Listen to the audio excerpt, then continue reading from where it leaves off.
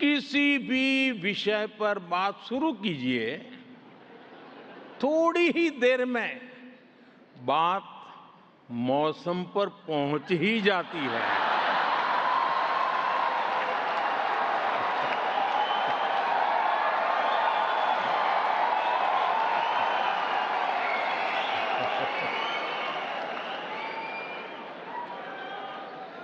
साथियों,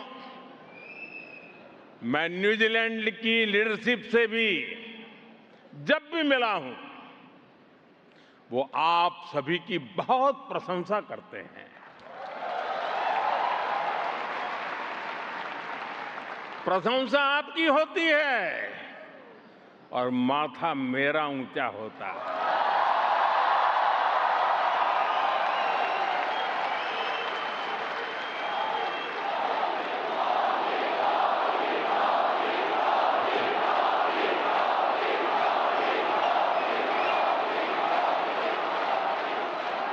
साथियों, आप सभी जानते हैं कि भारत हजारों वर्ष पुरानी सभ्यता है, जो आज अपनी प्राचीनता को सहेजते हुए आधुनिकता को स्वीकार कर रहा है। आपने जिस हर युग में से हर दौर में भारत ने खुद को ट्रांसफॉर्म किया है, और इसका कारण है हमारी सीखने की ललक। भारत सबसे सीखता है। हमारे लिए सामने वाले देश की जनसंख्या नहीं, जन कल्याण की भावना मायने रखती है।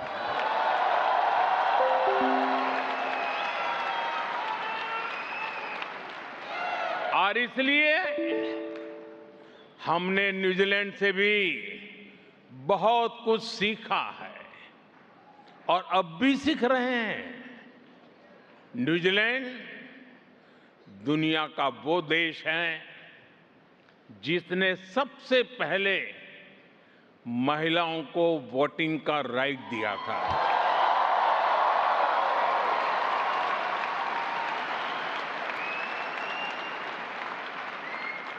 आज हम देखते हैं कि न्यूजीलैंड की सोसाइटी में विमेन बहुत बड़े पैमाने में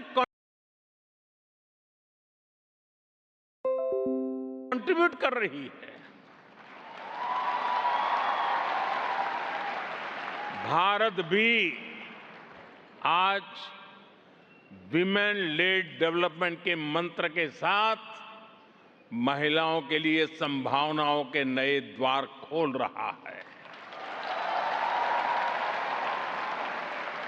साथियों, रूरल इकोनॉमी कैसे किसी देश की तकदीर बदल सकती है, ये न्यूजीलैंड ने करके दिखाया है। न्यूजीलैंड की ताकत एग्रीकल्चर के इर्द गिर्द बनाया गया एक एफिशिएंट इकोसिस्टम है। ट्रेसेबिलिटी हो, फूड सेफ्टी हो, कंप्लायंस सिस्टम हो, ये बहुत बड़ी प्रेरणा है। ये भारत जैसे छोटे किसानों वाले बड़े एग्रीकल्चर नेशन के लिए बहुत बड़ी सीख है।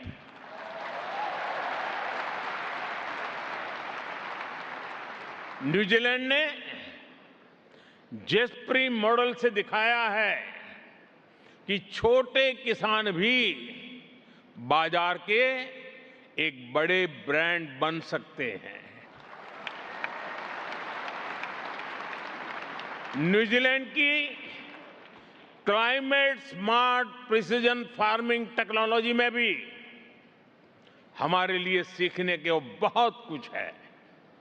साथियों, यहां के मानुका हनी को लिक्विड गोल्ड कहा जाता है।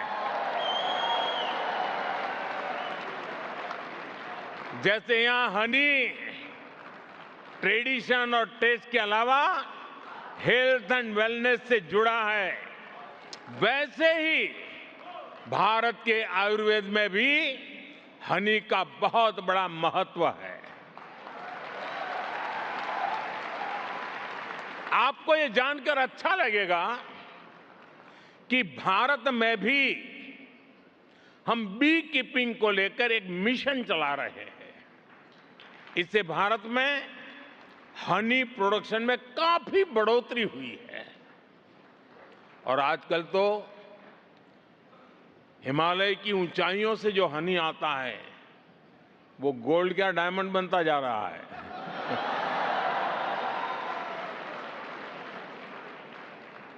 मैं समझता हूं न्यूजीलैंड से हम हनी प्रोडक्शन और बढ़ाने के बारे में भी बहुत कुछ सीख सकते हैं। साथियों, इस साल इंडिया न्यूजीलैंड स्पोर्टिंग रिलेशंस को 1 साल पूरे हो रहे हैं। 100 साल पहले, याद रखना और गर्व भी करना, 100 साल पहले हमारी हॉकी टीम न्यूजीलैंड खेलने आई थी और उस टूर में मेजर ध्यानचंद के शानदार परफॉर्मेंस की हर तरफ चर्चा हो रही थी। उनकी हॉकी ने न्यूजीलैंड के लोगों को भी, उनका भी दिल जीत लिया था। साथियों, कंटेंट क्रिएटर्स की भाषा में कहूं तो ये कॉलेब का जमाना है। न्यूजीलैंड और भारत स्पोर्ट्स में भी बहुत ही शानदार कॉलेब कर सकते हैं। जैसे एक उदाहरण रग्बी का है। मुझे अभी भी बताया गया है कि कुछ देर पहले ही ऑल ब्लैक्स ने रग्बी के मैच में शानदार जीत दर्ज की है।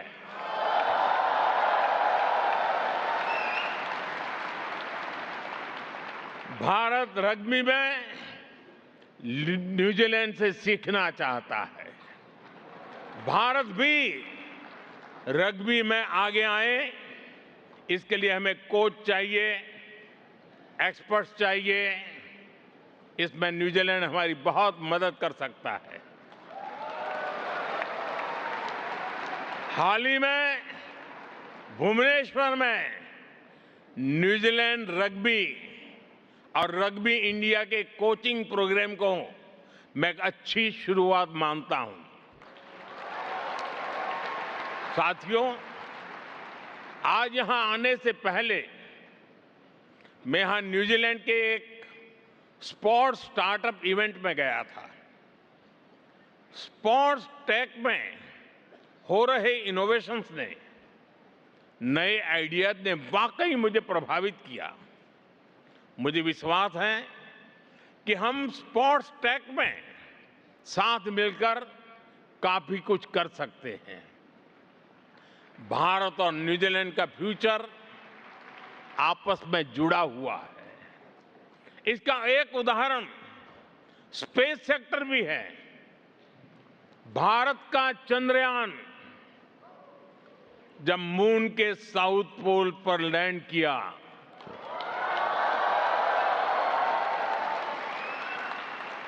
पूरा न्यूजीलैंड नाच रहा था उस दिन। और उस दिन हम सबको गर्व हुआ। अब आपको मैं गर्व की एक और बात बताता हूं। आपको गर्व दिलाने में, इस सक्सेस में न्यूजीलैंड की टेक्नोलॉजी का भी योगदान रहा है। न्यूजीलैंड की स्पेस कंपनी ने कई अवसरों पर हमारे साथ मिलकर काम किया है। हम इस सहयोग को और आगे ले जाने के लिए काम कर रहे हैं। साथियों, स्पेस सेक्टर ये बताने के लिए काफी है कि भारत और न्यूजीलैंड की इकोनॉमी एक दूसरे को कितना कुछ दे सकती है। यही हमारे ट्रेड एग्रीमेंट की भी स्पिरिट है। ये ट्रेड एग्रीमेंट विकसित भारत की तरफ हमारी यात्रा को गति देगा। भारत और न्यूजीलैंड दोनों के बिजनेस को नए अवसर देगा। साथियों, भारत और न्यूजीलैंड के बीच एक और बहुत बड़ी समानता है। ये समानता हमारे इंडिजिनस कल्चर की है। इंडिजिनस कल्चर को सेलिब्रेट करने, उसको संरक्षण देने की है। और आज मैं माओरी समाज को विशेष रूप से याद करना चाहता हूं। मैंने हाका को केवल एक परफॉर्मेंस के रूप में ही नहीं देखा, मैंने हाका में एक समाज की आत्मा देखी है। उसमें साहस है, आत्मसम्मान है, अपने पूर्वजों के प्रति श्रद्धा है और पूरे समुदाय की सामूहिक शक्ति का एक एहसास है। साथियों, माओरी संस्कृति में एक बहुत सुंदर शब्द है, मना कितांगा। मना कितांगा, इसका मतलब है सम्मान देना, अपनापन देना और पूरे मन से उसकी देखभाल करना। भारत में भी हम कहते हैं, अतिथि देवो भव।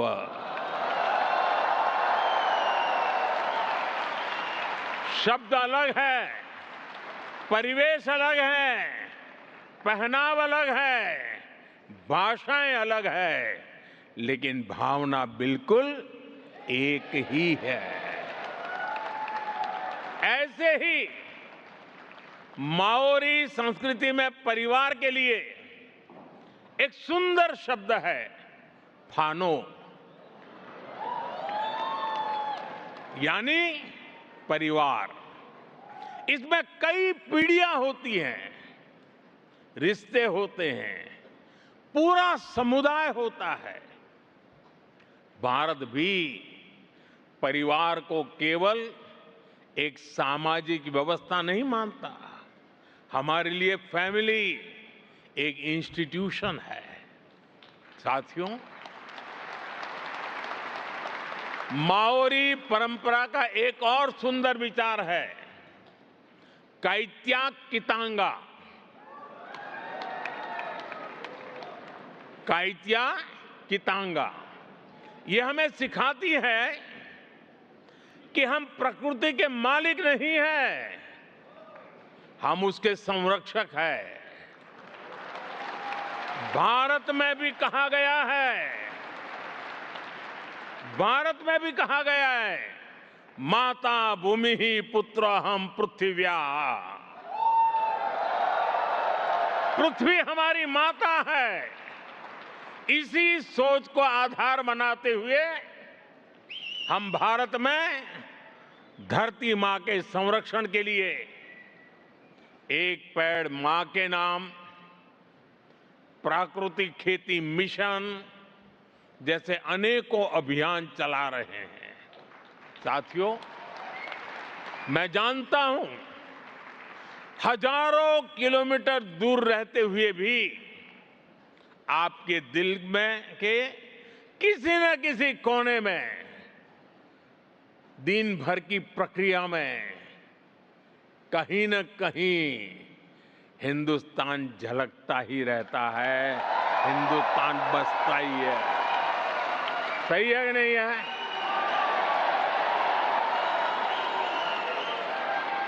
शरीर यहां होगा, मन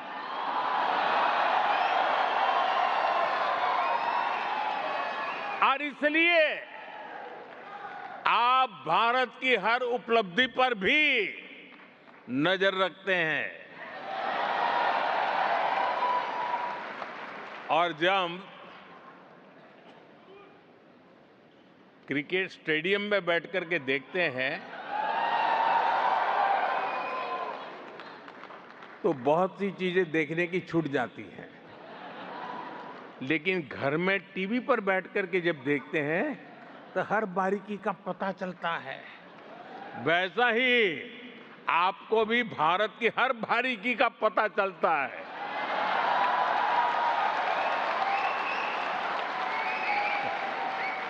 और यही बात हमें सबसे खास बनाती है। भारतीय देश से बाहर जिस देश में रहते हैं वहां उस देश की प्रगति में पूरी तरह मदद करते हैं और अपने देश की विकास की भी जानकारी रखते हैं। साथियों, हम जितना प्यार जन्मभूमि को करते हैं उतना ही समर्पण कर्मभूमि को भी करते हैं।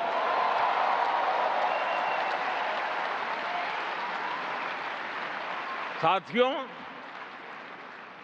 वैश्विक चुनौतियों के बीच आज भारत जिस तेजी से विकास कर रहा है वो अभूतपूर्व है। मैं आपके सामने देश की उपलब्धियों का, भारत के सामर्थ्य का एक गुलदस्ता प्रस्तुत करूंगा।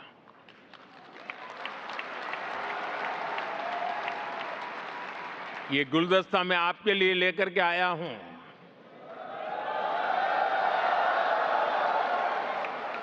और मैं पक्का मानता हूं इस गुलदस्ते में आपकी पसंद का कोई न कोई फूल जरूर होगा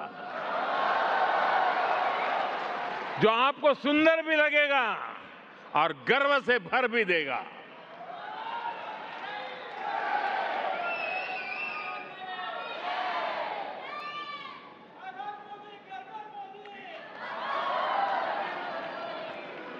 तो आप तैयार हैं?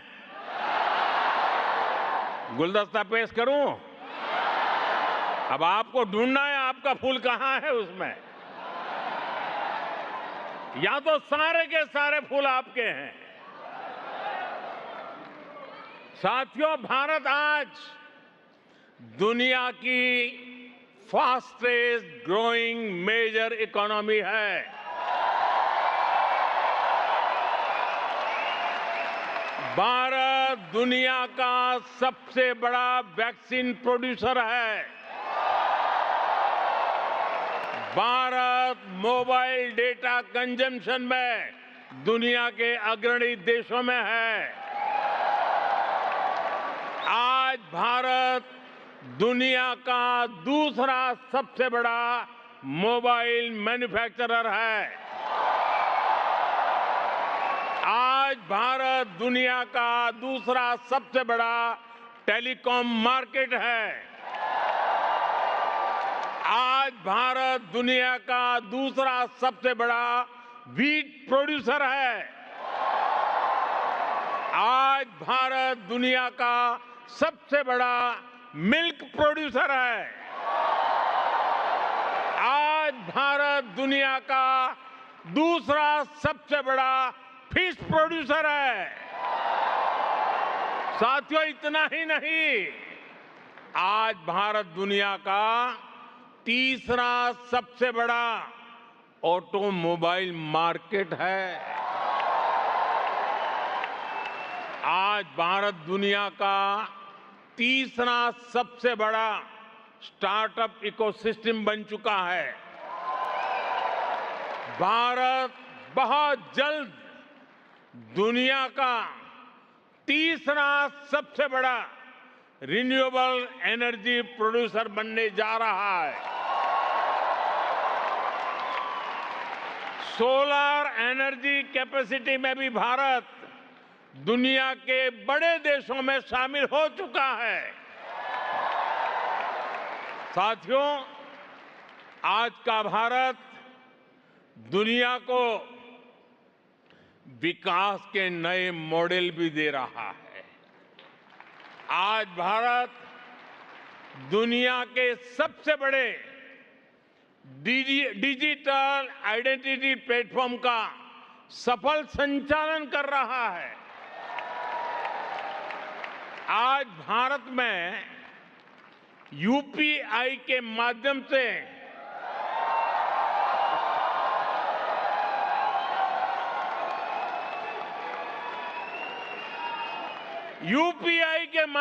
हर महीने अरबों डिजिटल ट्रांजैक्शन हो रहे हैं। भारत के डिजिटल पब्लिक इंफ्रास्ट्रक्चर में आज दुनिया के दर्जनों देश दिलचस्पी दिखा रहे हैं। ड्रोन टेक्नोलॉजी और स्पेस इकोनॉमी में भारत नई ऊंचाइयों को छू रहा है। साथियों, ये उस नए भारत की तस्वीर है जो दिखाती है कि कैसे भारत न्यूजीलैंड की तरह की इकोलॉजी और इकोनॉमी दोनों में बैलेंस बनाकर चल रहा है।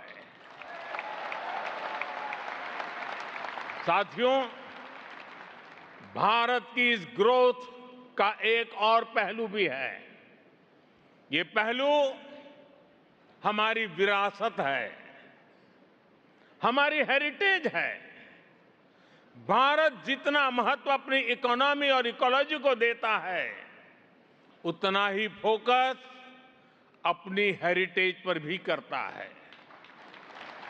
साथियों, भारत कैसे काम करता है, इसका एक उदाहरण श्री गुरु ग्रंथ साहिब जी के पवित्र स्वरूप है।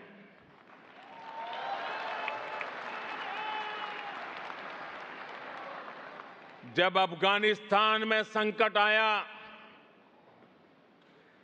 तो हम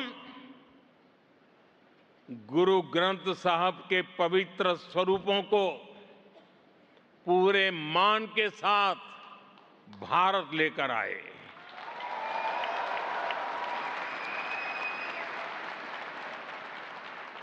साथियों, हमारे महान सिख गुरुओं ने पूरी मानवता को सेवा, साहस, समानता और करुणा का संदेश दिया है। दुनिया के हर हिस्से में गुरुद्वारे सेवा के सेंटर है। कोई भूखा आए, उसे भोजन मिलता है। कोई संकट में है, उसे सहारा मिलता है। इसी माहौल में सिख कम्युनिटी के कुछ भाइयों और बहनों ने हमें बताया था कि श्री हरमंदिर साहब में सेवा के लिए एफसीआरए से जुड़ी कुछ परेशानियां आ रही है। हमने उस समस्या का तुरंत समाधान किया। साथियों, आप सभी श्री हेमकुंड साहब जी के बारे में भी जानते हैं। हिमालय की ऊंचाइयों पर है। साल का लंबा समय बर्फ की चोटियों से घिरा रहता है। वहां अगर कोई दर्शन करने के लिए जाना चाहे तो बड़ा कठिन मार्ग है, बहुत कम लोग जा पाते हैं। खास करके हमारे सिख भाई बहन वहां यात्रा के लिए जाते हैं। वहां दर्शन के लिए जाने में खास करके हमारे बुजुर्गों को, हमारे सिख भाई बहनों को सहूलियत हो, इसलिए सरकार हेमकुंड साहब तक रोपवे भी बनवा रही है।